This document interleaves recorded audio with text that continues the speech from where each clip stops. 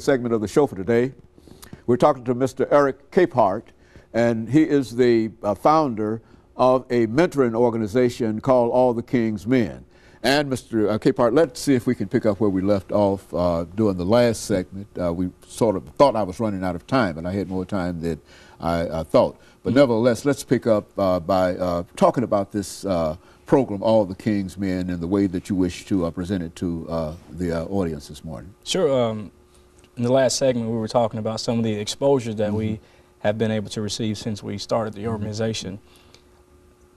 We have an internal campaign. It's called Think Global. It's a concept that spans throughout our entire staff. And what Thinking Global does, we try to put in the mindset of all of our staff, our board members, our volunteers. We try to put into their minds that we are a global organization. We're not just a local organization, because the vision is a global vision.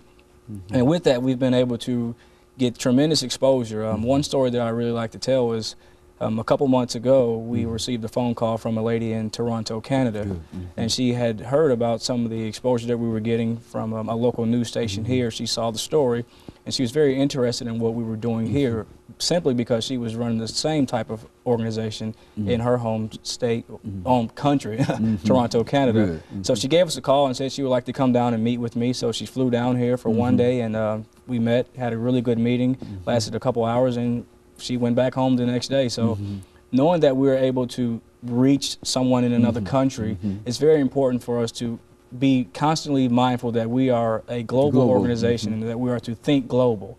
Some of the other exposure that we've been able to get, we've received phone calls from Chicago, which actually in a few weeks I'm actually headed to Chicago because we're in the initial phases of starting another chapter in Chicago. So that's another great thing. Just recently, maybe a week ago, we were featured in the Jackson Sun newspaper. They gave us a call because they're kind of experiencing some of the same things that we're experiencing here as it relates to teenage crime in the African American community, especially the boys. So they gave me a call, and then we did a phone interview, and we were featured in that. And we get calls from all around the country, but we have a very strong support base here in our own home state, in our national headquarters here in Nashville, Tennessee. And so this is an opportunity, a real opportunity. Now, what is this program all about, Mr. ECapehart? Sure. I'll tell you, All the King's Men, we have a very strong mission. Our mission statement is to reduce the disproportionate minority contact with the juvenile court system amongst the male population across the United States of America. In short, what we're trying to do is we're working to reduce the number of times African American boys particularly come into contact with the juvenile court system.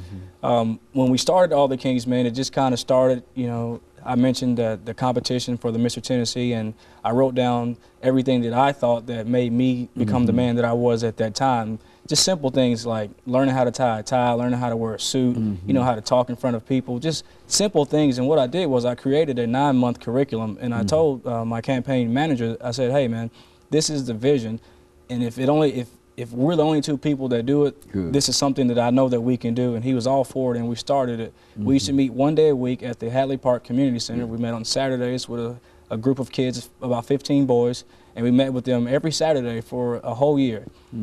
Somewhere through the year, we started realizing that we're making a tremendous impact in the lives of these young boys.